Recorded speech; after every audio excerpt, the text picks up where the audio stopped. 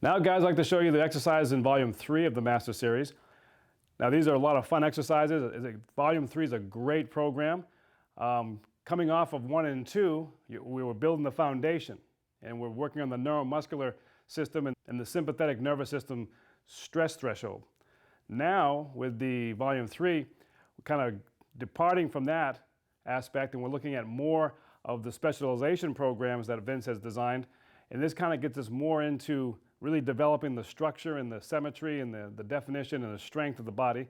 With Volume 3, you're going to be introduced to what's called the 6x6. And it's a great program. And the 6x6 is very challenging, but it's a great program because it doesn't overtrain the muscle.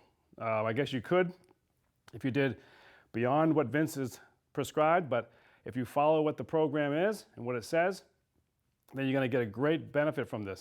I remember going into this for the first time and I was like, wow, this is amazing. So I could really, with 1 and 2, I understood where we were coming from in terms of the nervous system.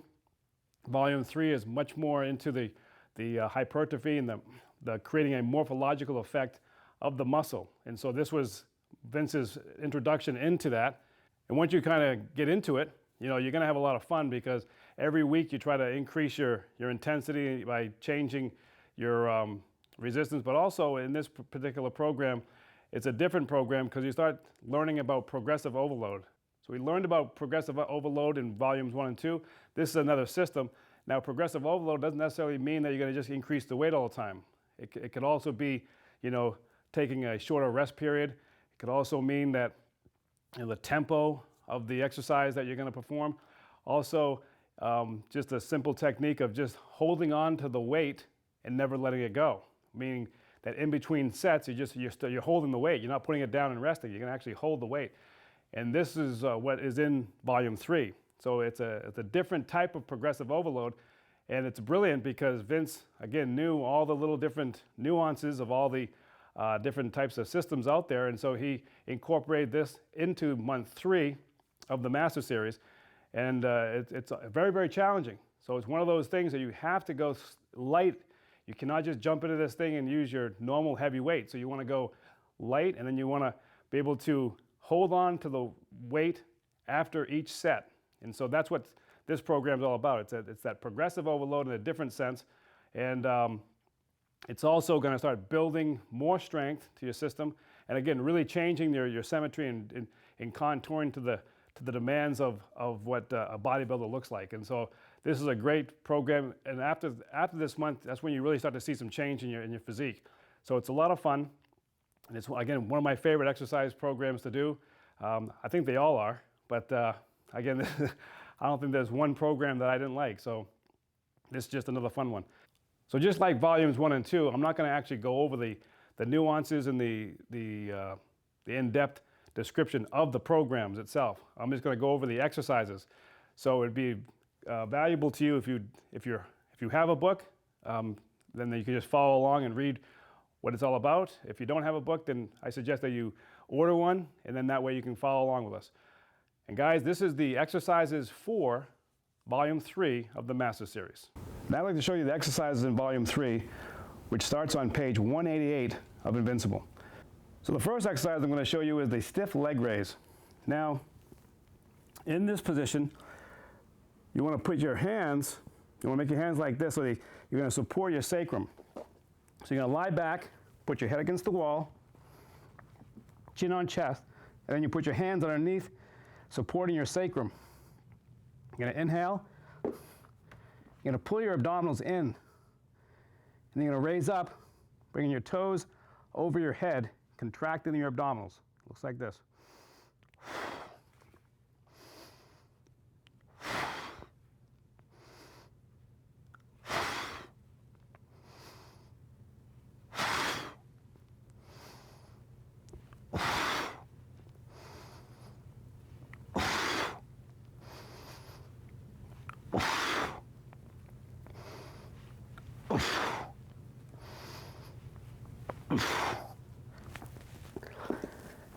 Just like that. So the key points here, you want to lie down, make sure that your head is against the wall, so your head and neck will be pressed in, chin on chest.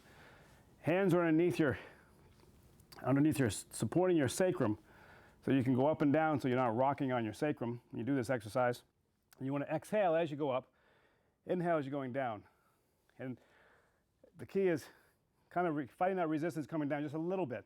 You don't want to just drop your legs real fast. You want to kind of slowly come down so you can feel the abdominals kind of pull. Then you come up and you exhale and you contract. And so this is just a great exercise to develop the abs. Guys, that is the stiff leg raise. Okay, now guys, I want to show you the full Gironda dip, or the full para dip, as Vince would put it in his programs. So now, remember in volume 1, it was the fulcrum push-up. Volume 2 was the half Gironda dip. Now in volume 3, you should have been able to build up your strength to do the full Gironda dip. So you're going to hold the bar, grab the bar about 32 inches apart. And again, the difference between this type of a dip as opposed to a parallel straight bar dip is that the elbows are flared out. This is very important. A lot of people don't understand that, and they all teach it the wrong way, especially when online. I go online, I see the horrible form of so many people, and they're incorrect. And so that's going to damage your shoulder. But when you do it correctly with the arms flared out, there's really no stress on your shoulder. And I've had guys, sort of rip me apart online when I demonstrate these exercises, and they say that my shoulders are going to get blown out and structurally damaged. And I've been doing this exercise for over 30 years and have never, ever had any problems with my shoulders. So Vince knew what he was doing, and this is a great exercise, probably one of the best chest exercises that you can do. And it's just something I love doing and performing. So this is the full Gironda dip.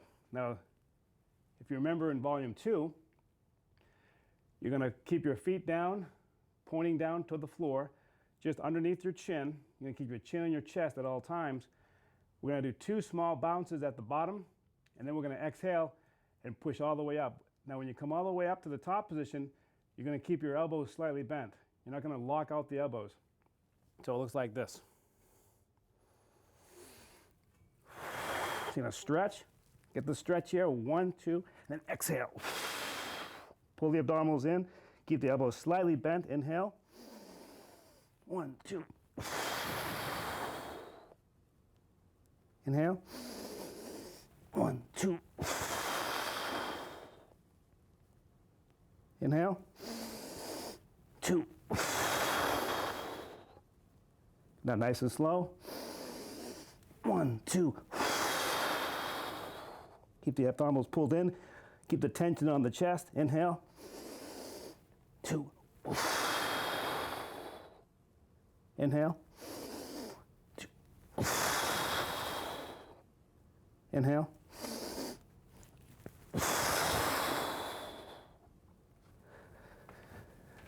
So the key points here is going to a nice and controlled motion. You don't want to just drop down and then so just rebound up real fast. You want to go down, do 2 small bounces, and then push up.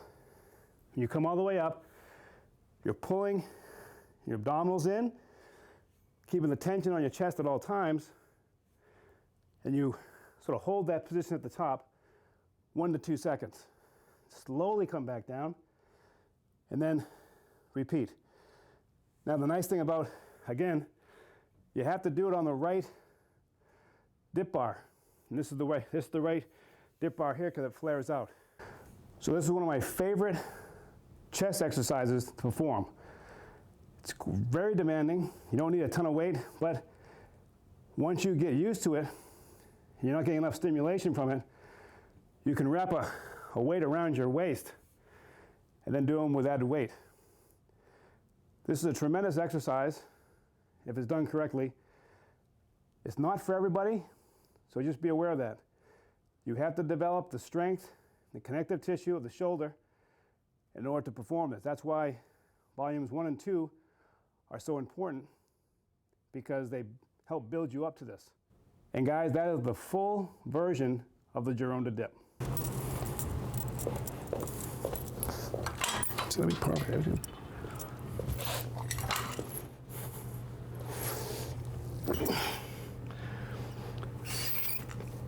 So now guys, I want to show you the decline heavy pull.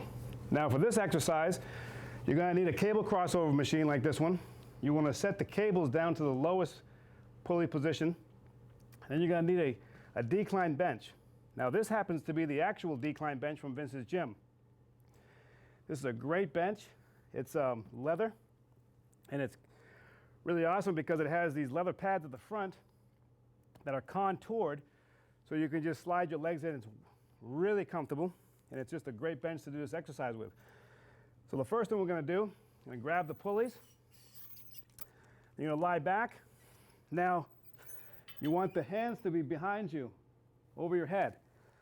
And so that's going to get the really full stretch of the pectorals. Now, you want the palms facing your feet. You're going to keep your elbows slightly bent, and then you're going to do a half sit-up as you pull the hands over your belt line. And so it looks like this. We're going to exhale. You're going to hold the contraction for about 1 to 2 seconds, and you're bringing your knuckles together here, and you're making sure that you're curling up to that half sit-up position. You're bringing your chin towards your chest. You're going to inhale, stretch, exhale, inhale, exhale, inhale, exhale. Now when you're pulling in, and when you get to the end, your elbows are slightly bent. You're not going to be fully extended here. You're going to keep a slight bend in the elbows, get a really hard contraction to the chest, and then you're going to release, inhale, exhale. Inhale, exhale.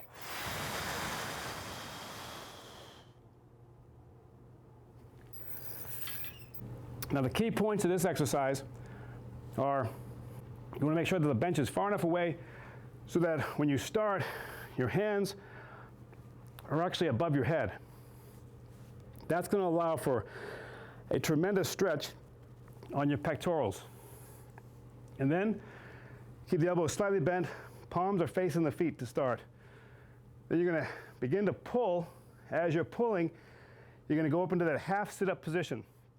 So you have to engage your abdominals, pull your abdominals in and up, and that's going to allow your chest, the pectorals, to really grab hold of the resistance and pull them in as you're coming over the midline of your body, over the belt line. And the great thing about this is that you can use pretty substantial weight, because being in this decline position is one of the best positions you can be in to develop your chest. Anatomically, it's very, very safe on your shoulder joint, and therefore you can use a tremendous amount of weight. Also, it's great because you get that stretch. You can really feel the origin and the insertion points of the muscle, and then you can really feel the contraction of the muscle. So you can feel those little cross bridges coming together in that ratcheting fashion as they make that contraction really tight. And it's a great exercise. It's a lot of fun to do. And guys, that is the decline heavy pull. So now guys, I want to show you the decline dumbbell forward scoop. It's very similar to the decline heavy pull we just did, but it has just a little bit of a different flair to it. So this exercise is going to require dumbbells and a decline bench. And it's a little bit more dramatic than the decline heavy pull. Now, actually, let me just show you this before I use the weights.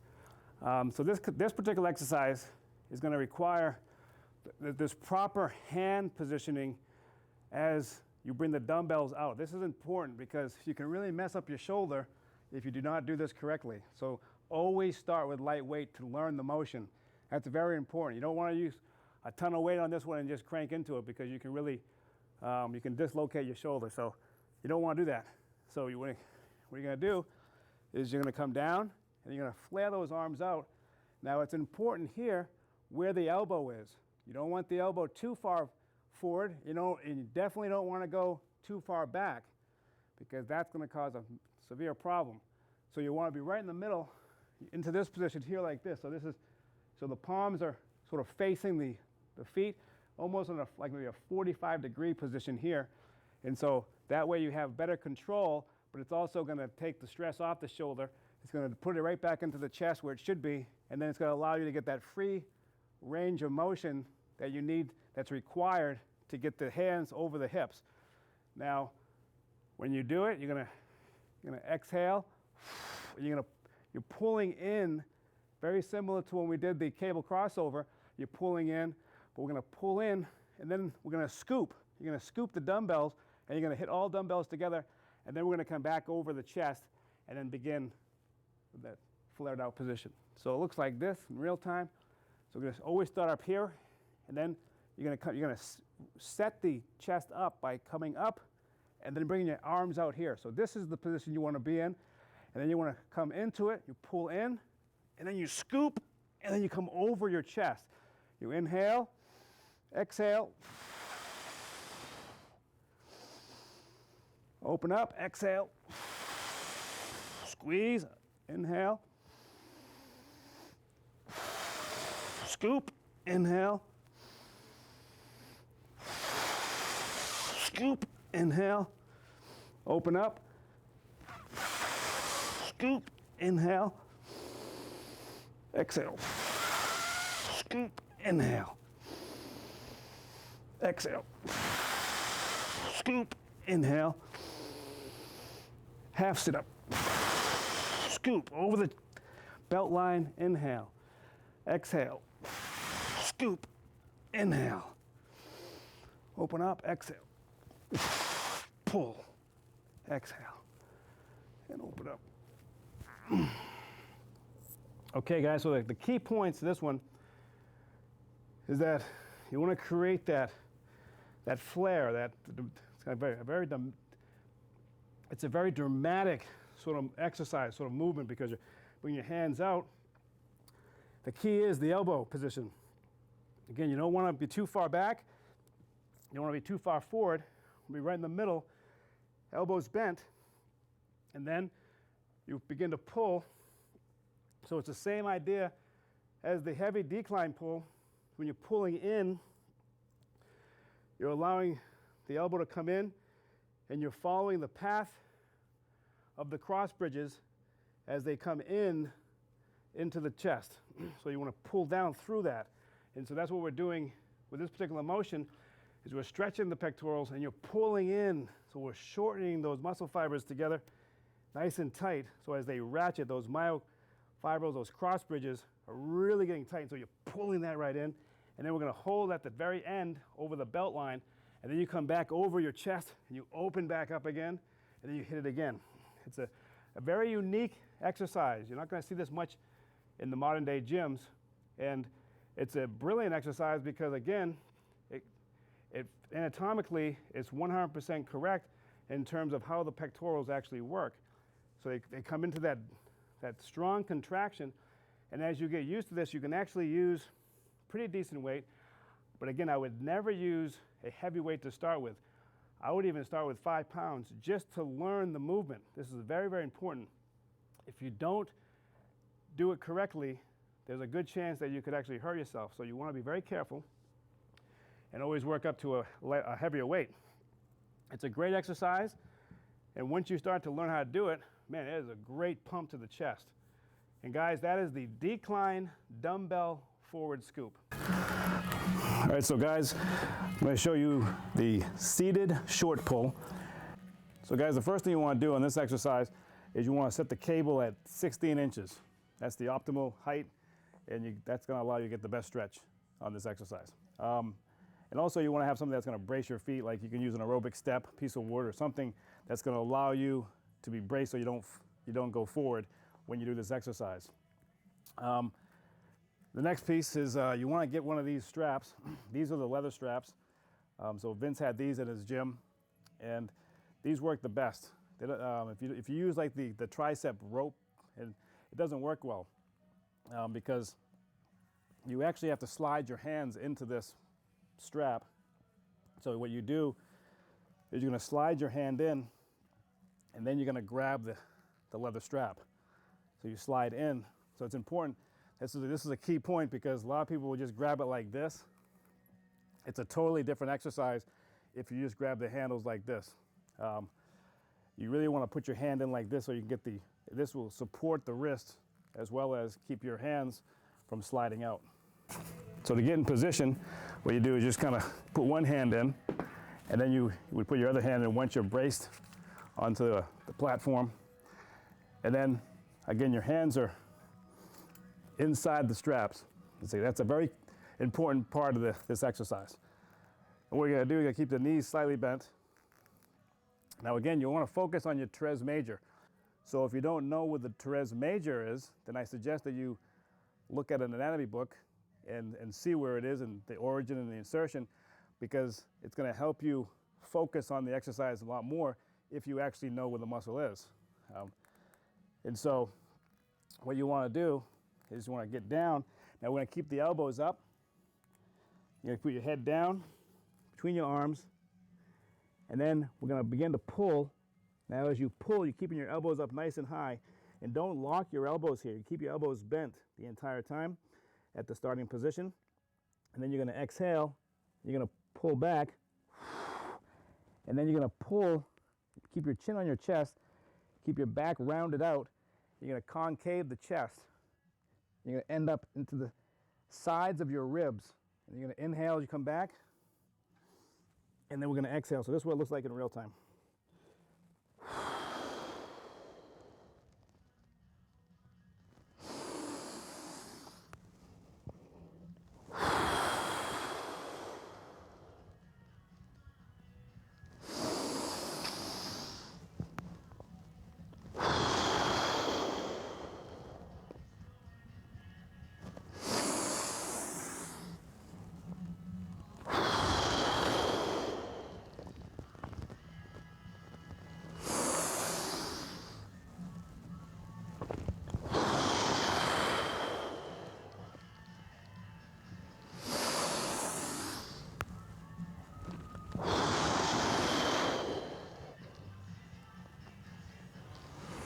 Rest. Okay, now, so the key points here when you do this one is that you're starting, the legs are kind of bent, you don't want to keep them completely locked. Knees are slightly bent, you don't want to keep them completely locked.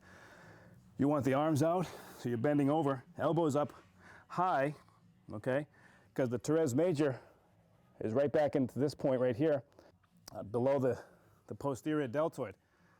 So we're starting here with the elbows bent, head down between the arms, and you're gonna pull, keeping the elbows up.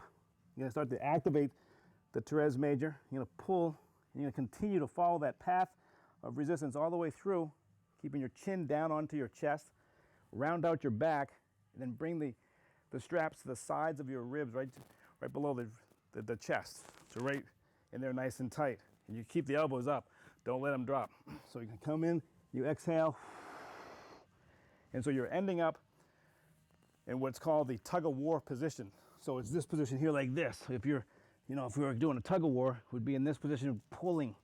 And that's the same thing. So we want to be here, and you're pulling here into that rounded out back position so that your chest is concaved. And you exhale, and you hold it about 2 or 3 seconds, and then we slowly return. It's a great exercise. Again, you have to have the right components for this exercise. It has to be 16 inches high on the cable. You have to use a leather strap to really get the most benefit from the exercise. And then, because otherwise if you use a regular strap or something else, you're gonna hold on too tight to the strap and you're gonna lose the focus on the muscle. So it's gonna displace a lot more tension on your forearms than it's actually gonna work on the target muscle, which is the teres major in this case. So guys, that is the seated short pull, otherwise known as the teres major short pull. Now guys, I want to show you the dumbbell alternating lateral raise. Now this later on becomes known or called the Zorros.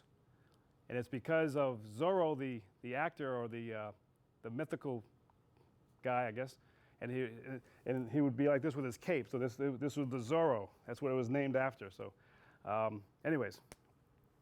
So what you're gonna do is you're gonna grab the dumbbells.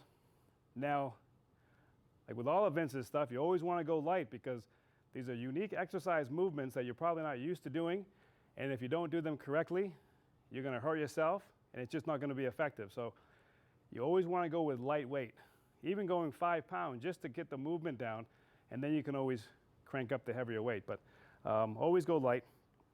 And what you're going to do here is going to be in your basic standing position. So you can put your heels together, toes apart, keep your knees slightly bent. And you start with the dumbbells in front of you. And then you want to raise the dumbbells up at the same time. One dumbbell is going to go out laterally, while the other one is going to go into the medial line, and it's going to be right in front of your face. So it looks like this. You're going to exhale, and inhale, exhale, inhale, exhale, inhale, exhale, inhale, exhale, inhale, exhale, inhale, exhale.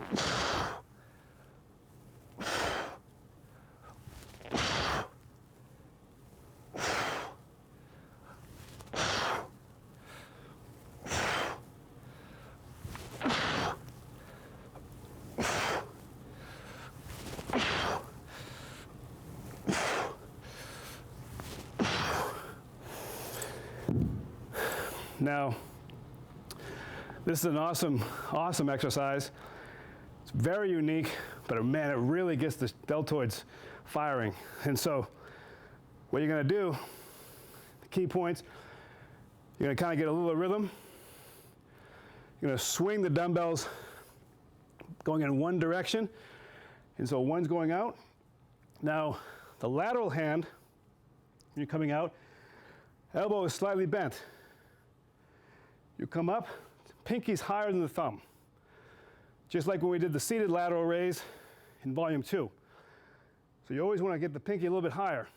Now, the front arm, as it comes up, obviously it's bent, and you're going to keep the pinky up in that position as well. So you're coming up, both pinkies are up, you're going to hit that position, and then you bring them down, transfer to the other side, down, down, you inhale as you come down, and exhale as you come up. So you go down, lock it, and then come back, and come back in. It's that nice, smooth pattern. And that's what you want. You want to get this nice, controlled motion. It's not just going crazy. It's going up. You kind of hold it maybe for a second, and then coming back down, and inhale. So again, the key is pinkies up as you're coming up, and they're both going to come up at the same time. It's just a really awesome exercise. Man, it's a lot of fun to do once you kind of get into it, and you will see your shoulders just blow up. I mean, the deltoids just get a tremendous amount of tension, but it's constant blood pump in there, and it's just a really, really fun exercise to do. And guys, that is the dumbbell alternating lateral raise, otherwise known as the Zorros. Now guys, I want to show you the 90-degree standing rope pull. Now for this particular exercise, I prefer using a long rope. This is the kind of rope that Vince would use in his gym, as opposed to the small little rope that you see in the gyms today. You can still do it with this. I guess it's all right, it works, but it's just best to use the longer rope because it allows you to really get a full range of the arms, so you don't, one, hit your head, and then two, it just allows better extensibility through the movement. So that's why I like the long rope instead. And so also why Vince used it as well. So for this particular exercise, you're going to start with, so this is what the exercise looked like. You're going to bring your hands over your head, and you're going to keep your elbows out wide, and we're going to go into a lunge position so that the chest is almost touching the thigh, and then once we hit that the foot strike, that's when we're going to start pulling on the rope, and then we're going to full extension of the tricep. So it looks like this. We're going to exhale, inhale, exhale, Inhale as you come back. Exhale. Inhale. Inhale. Inhale. Inhale. Exhale. Inhale. Exhale. Inhale. Exhale. Inhale. Exhale. Now the key points here when you do this is that the hands are above your head. You're going to go into that lunge position, and then you're going to strike the foot down and then pull the hands overhead. Now you can keep your foot down like this and then kind of come back like this, so you can do it like that. But I like doing it with lifting my foot up. When I talked to Vince about this, and he was kind of describing it to me, that's how he told me how to do it. Just goes, come back up as you stand up, lift the foot up, and then strike it back down during the lunge.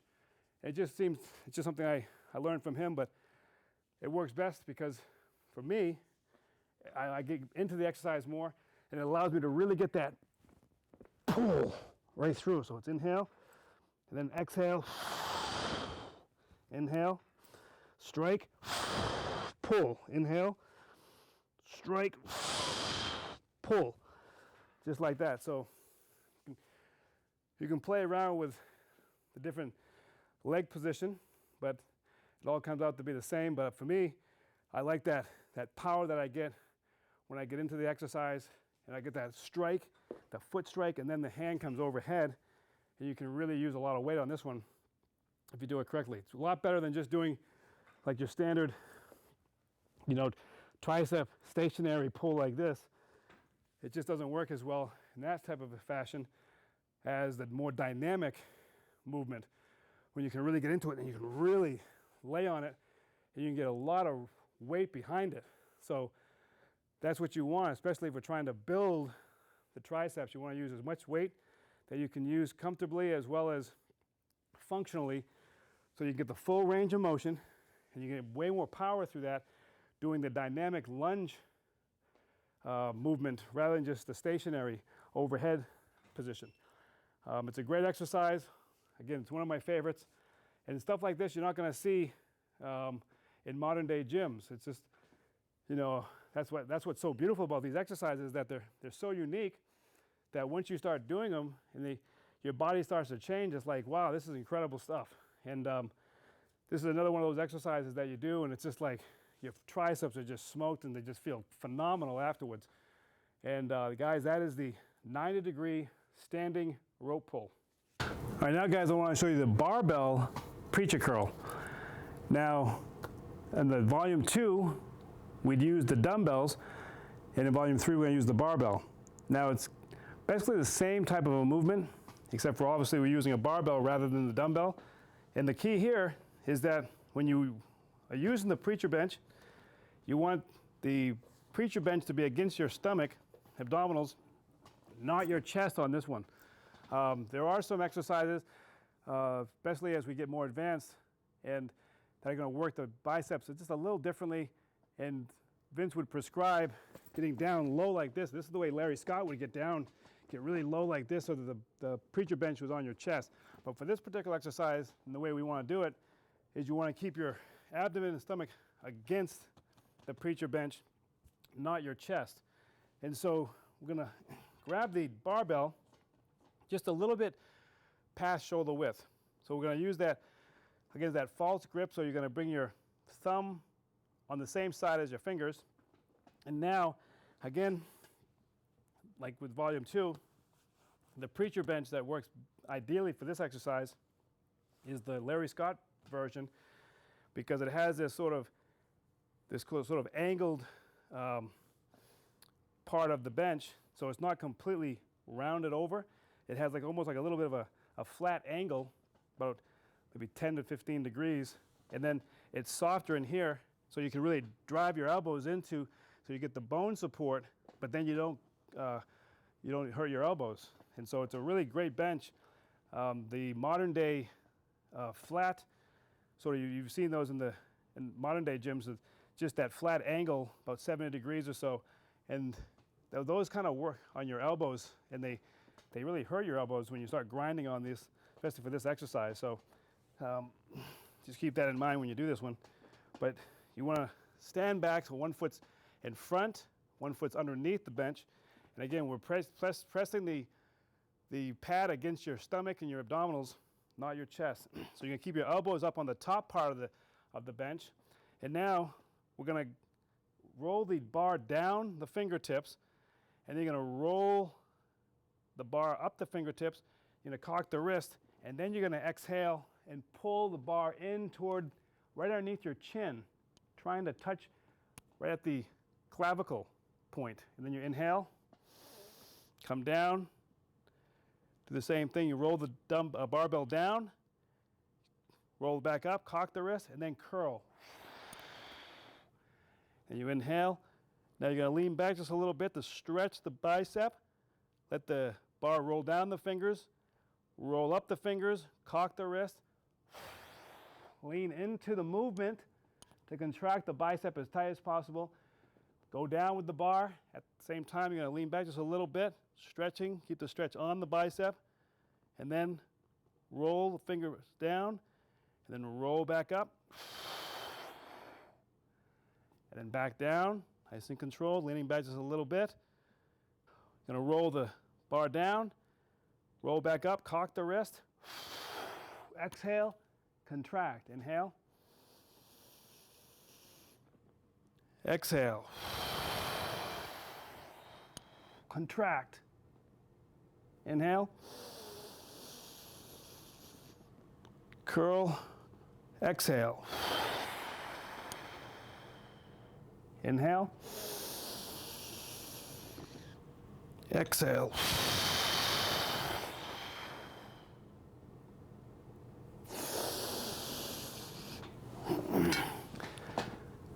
and this bench is actually designed like this so that you can put the bar down on the seat. Larry would never sit on the bench. He would always be on this side. So this was kind of designed just so you can put the weight on the bench for this particular exercise. The key points here are, again, keeping the bench against the abdominals. 1 foot forward, 1 foot back. Elbows on the high point of the bench. You're going to start down, shoulder width, a little bit past shoulder width with the bar. You roll the bar down the fingers, and then you're going to roll it back up, cock the wrist, and then exhale,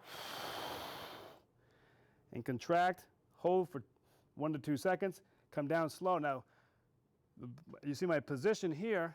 As the bar is going down, I'm changing my position, going into this leaning back position, stretch the bicep, and then as you curl up,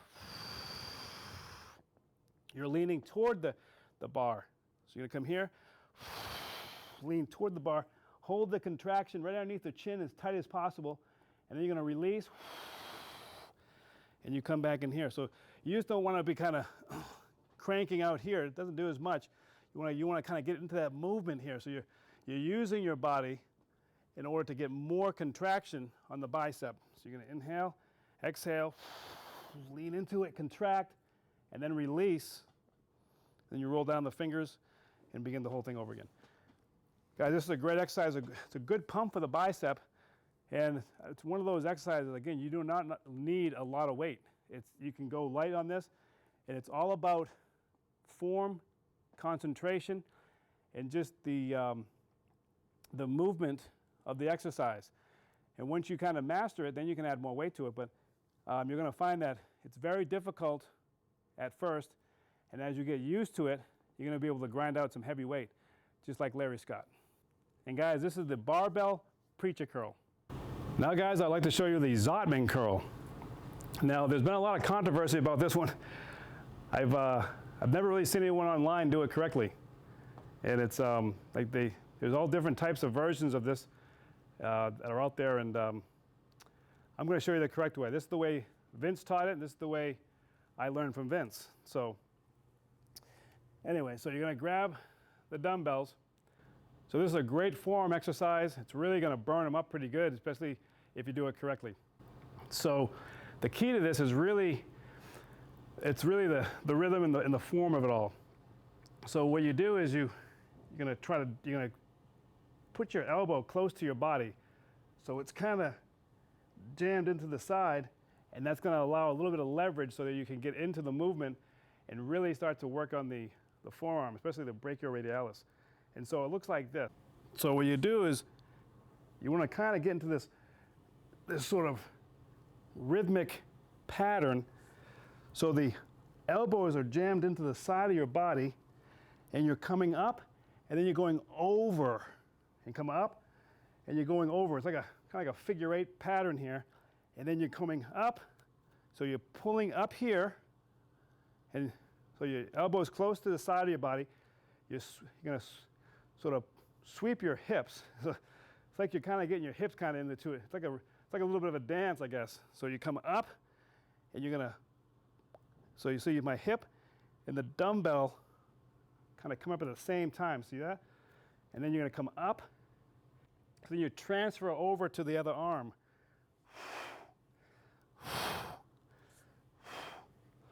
So as one hand's coming up, the other hand's coming up.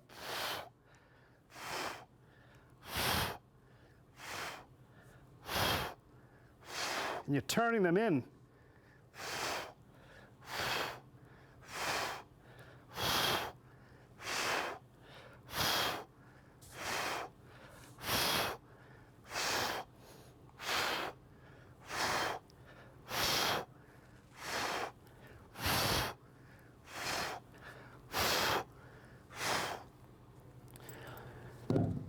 And so the key points to this is it's really getting that rhythm.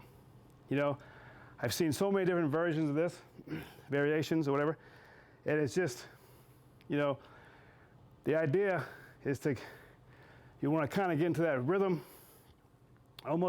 It's almost like a dance, I guess, you know. But once you kind of get into it, you really start to find the resistance points on the forearms as you're getting into it. You're curling up, so you come up, elbow to the side, and then you turn the dumbbell down. Up, turn it down. And you're keeping the dumbbells in front of you, and you're just working that rhythm. You're going up and down, and it's all synchronized. So the hands are working together, but as one's going up, one's going down. So you come up, you flip the hand. So if the thumbs come up and then they go back down, thumb up, down, and just kind of get into that rhythm. So it's one of those exercises, takes a little practice, always go light. You know, use 5 pounds to get the movement down and then start cranking up the weight. This is a really good one, and you're going to get an immediate effect on this. As soon as you're done with it, your forearms will be all big, pumped up. So it's a great exercise. Really gets that brachioradialis really nice, so it gets that nice sharp look to it. Guys, that is the Zottman curl. Exercise was really to help create that illusion. Vince was always talking about the illusion of symmetry and bodybuilding, and so that's kind of what we're going for here. So the idea of the sissy squat is to isolate the legs in a totally different way while keeping your back relatively neutral in terms of the undue compression that can be put on the back, especially if you're doing like a back squat. So this takes that kind of compressive force off the back and really isolates and puts it onto the legs. Now, what Vince had me do, there's different variations to the set and rep numbers here, but he had me do, I did 5 reps in each position. Now there's 3 positions to the actual sissy squat. There's the knee drop, the burlesque bump, and then the flush out. Now on the 3 exercises, it's very important that you get them down correctly so that it creates more intensity as you're doing the exercise. So what I do here is I use an aerobic step. You want to use a 2x4 or some type of platform that you can elevate your heels. I like the aerobic step because it allows a little bit of an angle to it. And so I can get better positioning on my feet. And so then what you do is you grab the bar, so you want to stand about a shoulder width apart, almost like the same squat position that you would do a front squat in. And then you clean the bar, bring it up to the top of the chest. And what you want to do, what I do is I take my elbows and I bring them out in front. Because you want the elbows to be higher than or at the same level of the shoulder. If you can get them higher, that's great. Depending on your flexibility, it's going to determine that. But you want to keep the elbows up. It's very important to keep the elbows up. If you keep the elbows down, you're going to lose position. That can actually cause you to round out your back, so you don't want to do that. So by keeping the elbows up, it's going to help keep that neutral spine. The first exercise is known as the knee drop. Now, what I want you to do, the way Vince taught me, was to look down at the ground and to find a point on the ground, so you're kind of almost like you're aiming your knees toward that area, so that you're going to keep your gaze on the ground, and you bring your knees down as low as you can get. I used to be able to get down almost down to the ground, but I have a reconstructed knee, so I can only get down so far now.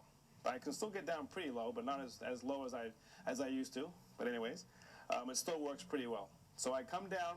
Now the key here to understand with the knee drop is that you want to make sure that your shoulder, your hip, and that your knee are in a complete line as you're coming down. So there's no flexion on the spine at all here. So everything stays nice and straight. So it gets you right down, so it puts the stress right in the quads. You want to get that stretch. And then what you do is you go down and you come right back up. So you do that 5 times in perfect form. And you don't want to go too fast. It'd be a nice kind of good cadence to it. And so then after the knee drop, we're going to go into what's called the burlesque bump. Now, I think it's the burlesque bump because I don't know if there was a play or something called the burlesque or something like this. And Vince mentioned that it was like some type of a movement that the dancers would do. It's kind of interesting, but anyways. So it's the burlesque bump. So you go down, and now you want to get down as low as you can, like in a squat position. So you bring your butt all the way down, and so that it's lower than your knees. And then you thrust your hips forward. So you want to go into an extension here. So you thrust the hips into extension very quickly and powerful, and then you come back down. And then you come back up, and then we do the third phase, which is the flush out. Now this is putting the 2 exercises together. So now you go into the knee drop, go into the burlesque bump, and then back up. And knee drop, burlesque bump, and then back up. You do that 5 times. And by the 5th rep, your legs are pretty much smoked because you've actually done 15 reps of constant exercise, and you're not turning off the synapse. So the synapse is always going to be lit up here. So it really amplifies the intensity. And so this is the correct way that I was taught from Vince Gironda.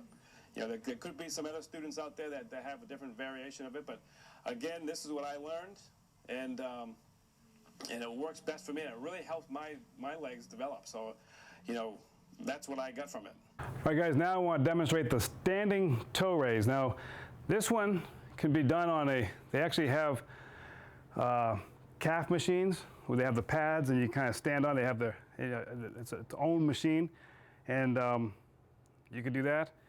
I don't have one of those machines. I like to use the Smith machine for this exercise. So it's real simple. You have a block of wood here, and you want the block to be just a little bit behind the bar itself. And so you want to keep it jacked just a little bit further back, just so you can get a good stretch to the calves. Then you get underneath the bar. Now, typically, just a key point, typically I would always do this barefoot, but just for the demonstration, I have very soft shoes, so you can use like really soft shoes like this that don't have much of a sole.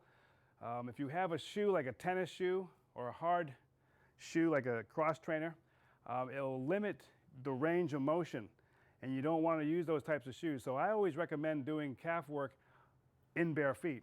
But just for the demonstration, I don't feel like taking my shoes off right now, so we'll just say, just pretend my feet are bare. But anyways, I'm using very soft shoes, so I'll still be able to get the range that I'm looking for, but I do prefer doing this with my shoes off. But anyway, that's a little side note. So you want to go onto the block, and what you're going to do here is you're going to drop down into the stretch, but you're going to go onto the ball. You're going to go up as high as you can on the big toes. So you're going to actually turn you're bringing your heels in. So as you're coming up, you're going to almost like you're trying to touch your heels together, and then you're going to go down. You separate the feet, go all the way down to a full stretch as far as you can go, and then you're going to exhale, and you come up onto the big toes. You're going to turn in, and you're trying to touch your heels together, and then you go back down. You inhale, stretch, and then come up. You're going to go from the small toe, and then you work all the way up, put pressure on all the other toes until you get to the big toe, and then you bring your heels together. So you go down the opposite direction with the toes. So you're going from your big toe to the small toe, and then you go from the small toe all the way to the big toe, and then you turn in. You come down, keep the legs straight, and then you come up, exhale, and then really crank on those big toes, and then come back down nice and soft. And so the key points here are, when you're coming up, is that you want to put all your pressure, so you're going from your small toes, and you're putting all the pressure all the way into the big toe. So you're going up, and then you're going to come back down the opposite fashion. You're going to you're putting all the pressure down onto your small toe, and then your heels stretch, and then you come back up. And so that's how you really develop those diamond calves.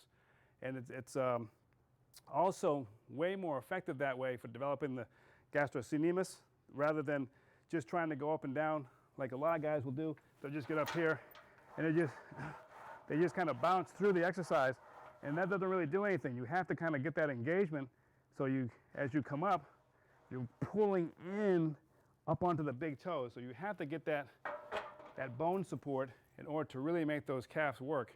And so that's a great exercise. Guys, that is a standing toe raise. So there you have it, guys. Those are the exercises in volume 3 of the Master Series. Now, if you have any questions, you can email me. You can find my email at my website at www.darylconner.com. Also, if you do not have a copy of Invincible or Convinced and would like to get one, you can also go on my website and you can take a look at those and order them there. Or if you don't want to get them off my website, you can go to amazon.com and you can order up your copy there. Guys, I want to thank you very much for watching. I'll see you next time. Take care.